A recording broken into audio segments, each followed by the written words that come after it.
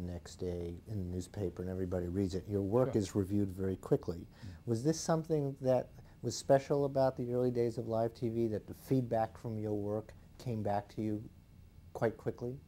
Well, maybe quickly, but not terribly often, frankly, because, I mean, you really had to do something quite spectacular to get the critics to notice. They have a limited amount of space to, you know, praise things. What about or friends and criticize. family?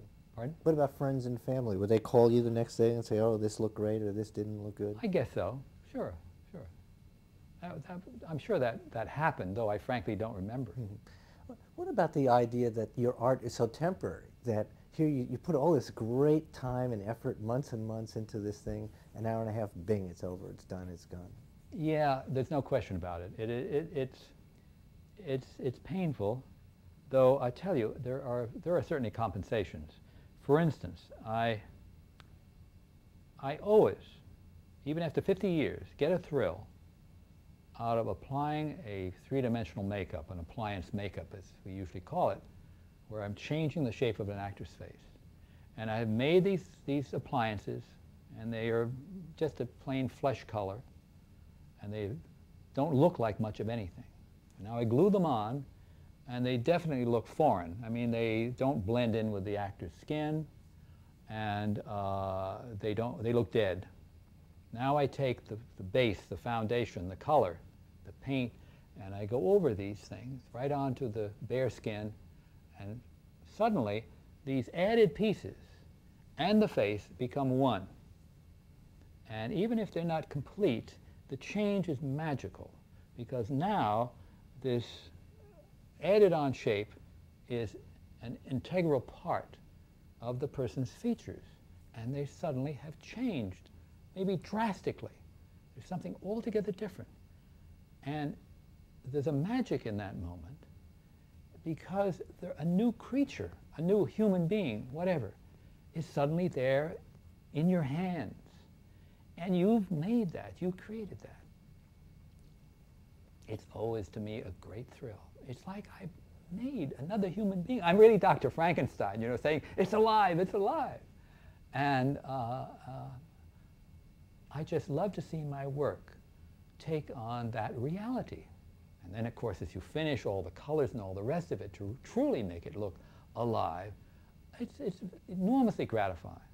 The way I compensate for the loss of that is, of course, I have, from an early age, I have tried to take my own photographs. That's the only way to preserve it. And that's why I have a fairly large collection from most of the creative things that I've done.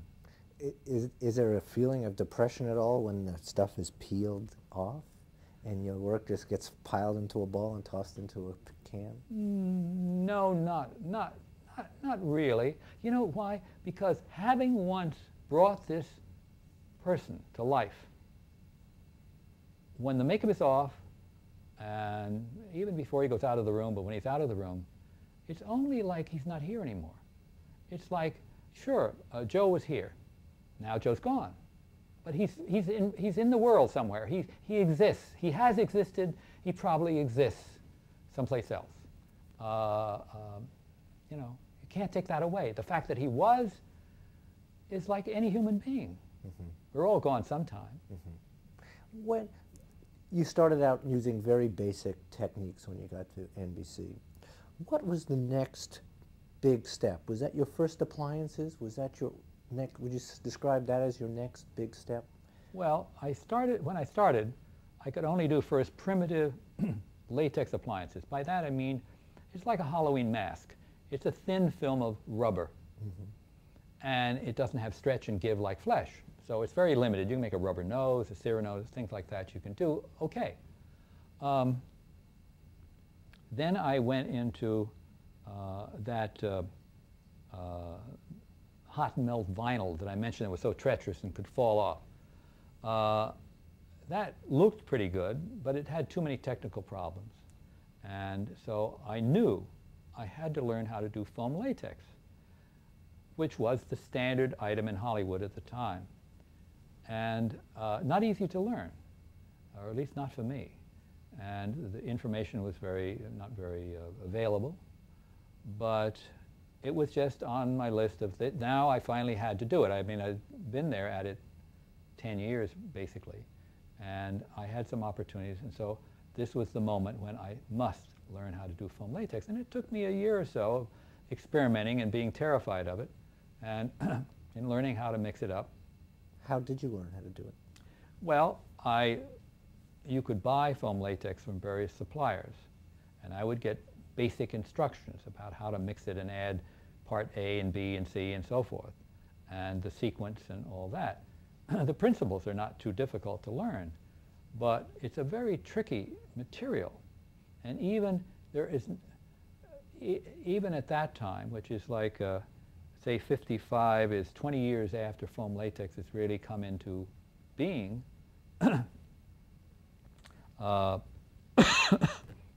that there are no texts.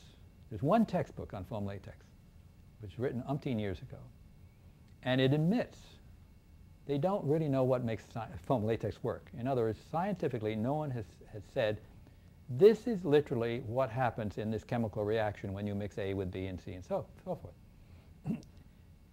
Making foam latex is kind of a, well, it's a French chef kind of situation.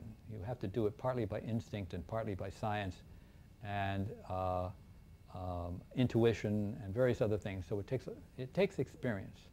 I mean, after I've done it now since 55, I can still run into problems making foam latex. I know how to deal with it. I'll have to try it over again. I'll have to change this part of the formula, and maybe that'll correct it. And I'm usually pretty good now at learning how to correct and make it work, but it still is not something that is surefire. That's what foam latex is like. So, nevertheless, one of the things that helped was one of the Hollywood makeup artists who had designed his own foam latex. His name was George Bow. His brother was Gordon Bow. Gordon Bow succeeded Perce Westmore as the head makeup artist at Warner Brothers. George was the lab man, did all the stuff in the lab, making the appliances, the molds. And he had this formulation, which was very good, which he would sell. He wouldn't tell you what was in it, but he would tell you how to make it work.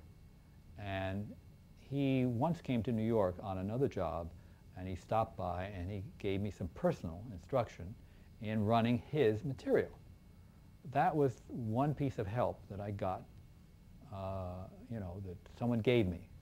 That helped, but it took me, but all the years since, I'm still learning to use foam latex. You said you worked on it almost for a year. Did you practice on yourself? Did you make appliances on yourself? Just making the stuff, just being able to make the appliances, right, make the material work and get it into a mold.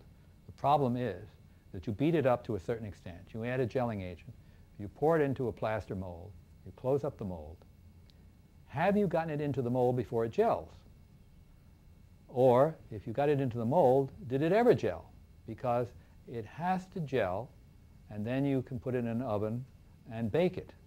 But if you don't get the right, if everything doesn't happen just right, you get nothing except a mess. What was the first show that you used the foam latex on? Do you recall? It may have been the Alice in Wonderland show. That year, I did quite a lot of things. What month I did what, I don't have clear enough records to tell you what came first.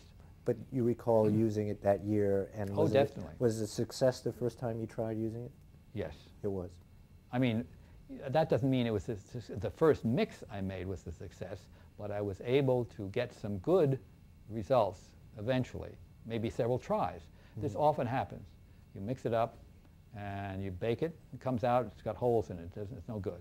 You do it again and again and again until you get it right. And of course, the material is delicate enough, particularly the edges, which have to blend right in with your own skin, very paper thin, that when you take it off, it's destroyed. So you have to have a duplicate set of appliances for every day that you put on the makeup. And if that's a film job, that's a lot. So foam latex was definitely a key to further success in television and was really required because we were getting into much more ambitious productions. The other thing that was a big effort on my part and a part of the television creation, I should say, was creating the colors that would work for the new color television system.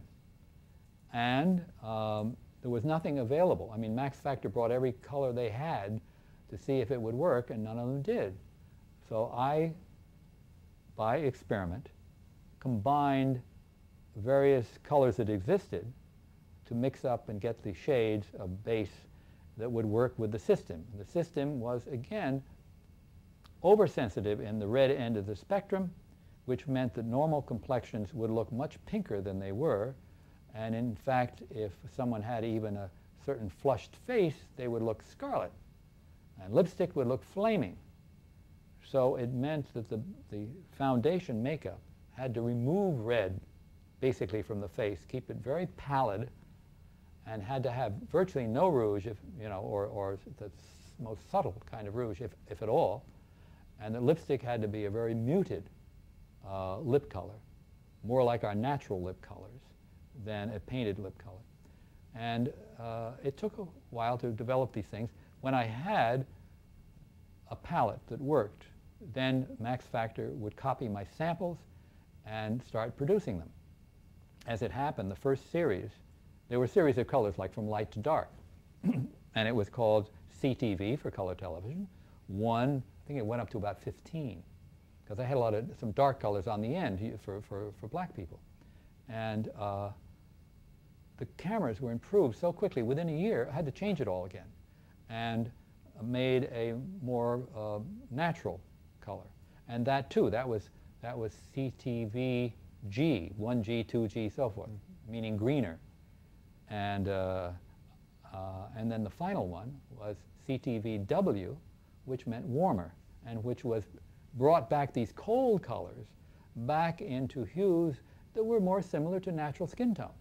Now, talk a bit about the importance of this work, because you had to go down to Washington to do some of this. Basically, the color TV battle, Washington was judging the quality of the RCA system as opposed to the CBS system. So there was a lot of money at stake in your getting the makeup right. It must have been enormous pressure on you, no? Well, what I saw in Washington was in 53 or 54, and it was so crude, there was nothing I could do.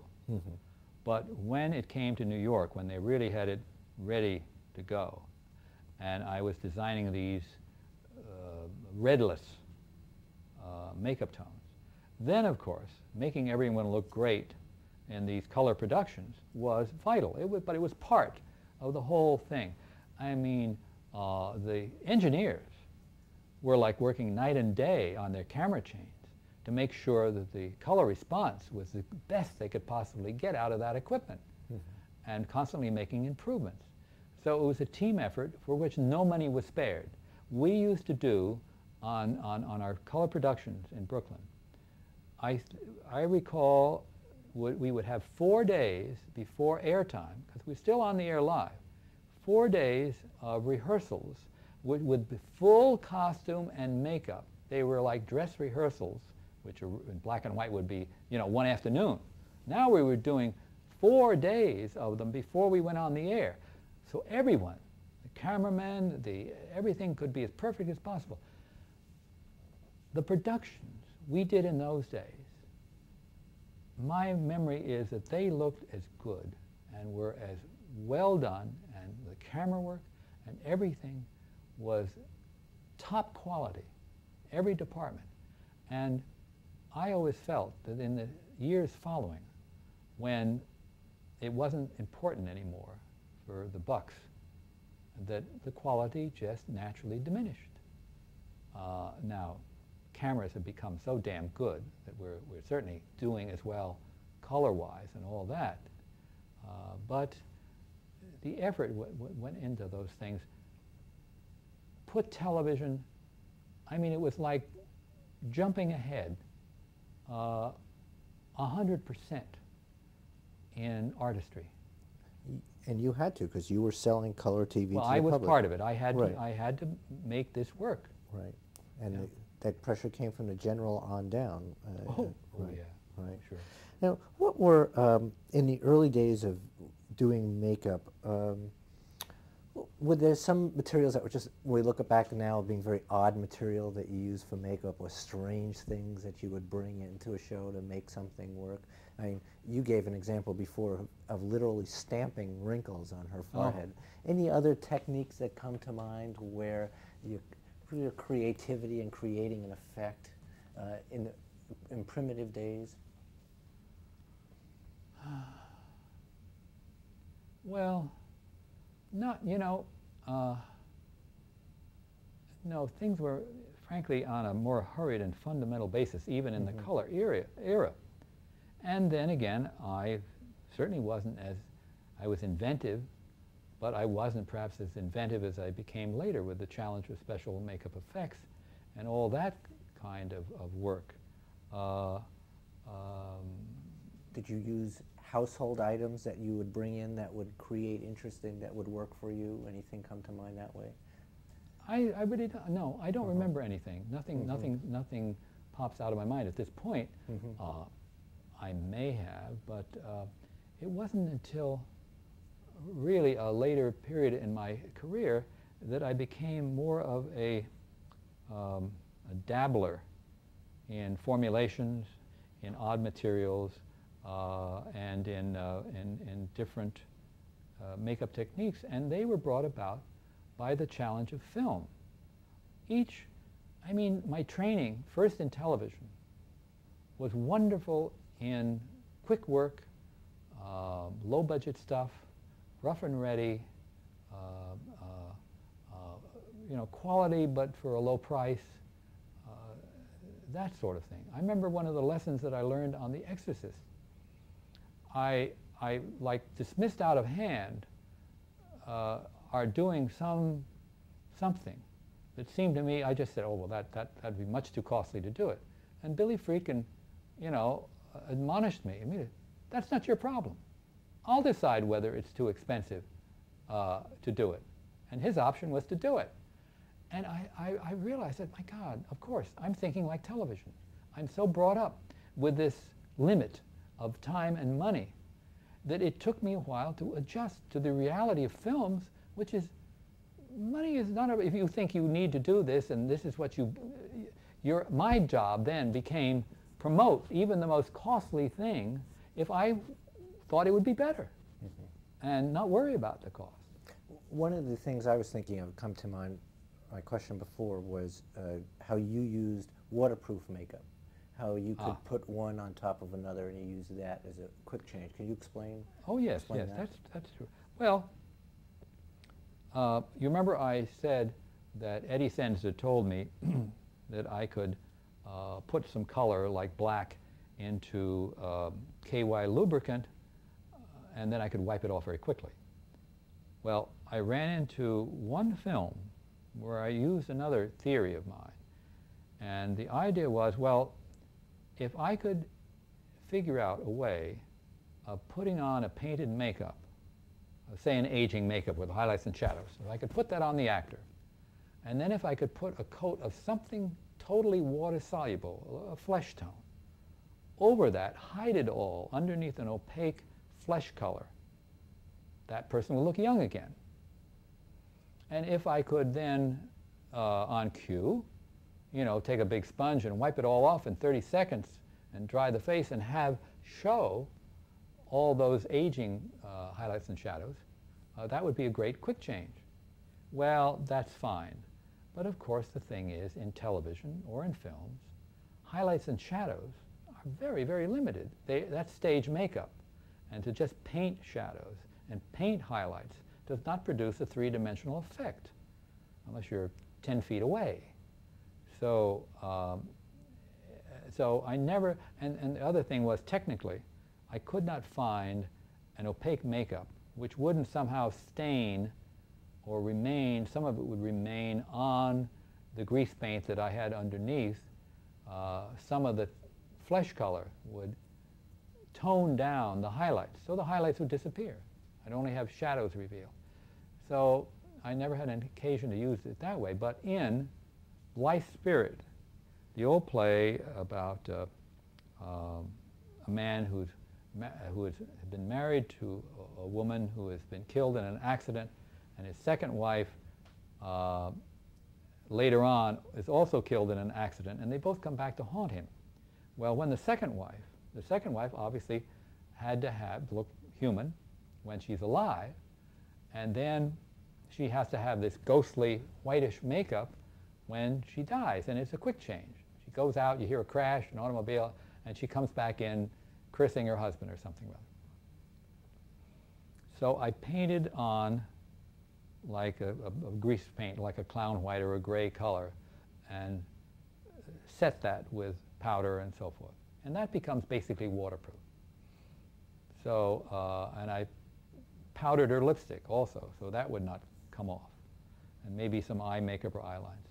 And then I took a liquid makeup, a tan liquid makeup, and I carefully patted that over the whole thing and made her look alive. And that much would separate. And so I could do that quick change. She had to change into a white diaphanous dress, and I had to quickly wipe off this tan makeup. And then she was all in this clown, this ghost makeup. And that worked. But that was the only time I was able to use that theory in practice. Did you use outside labs at all to develop chemistry? Couldn't afford it. Couldn't afford it. No, nothing like that. Everything was done by yourself. All just, amateur fiddling around. And just developing and testing and seeing what was going to work and what didn't work.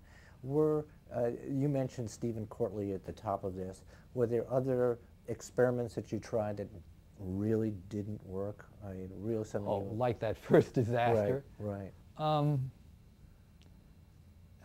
I suppose so. Nothing is out disappointing as that one was. Right. I do remember that at a time there was a popular plastic material used in Hollywood for appliances. I learned how to use it and tried it. This was before I used that hot melt vinyl stuff. And I found it very limited in television because while it was good for little subtle things like eye bags and little tiny thin appliances, it wasn't good, didn't have enough flexibility to do like a pair of saggy jowls or anything like that. So and it was troublesome to make. So I dropped that. Mm-hmm.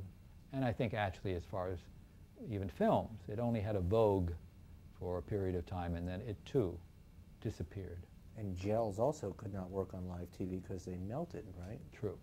Right. Did you ever have one melt on camera? I never used, you're talking about gelatin, really. Right. And gelatin was preceded foam latex. In other words, in the 20s and the early 30s, up until about 1938, gelatin was the only appliance material for three-dimensional stuff that was available. It was used on all the eyelids and the makeup for The Good Earth, big production, and other things.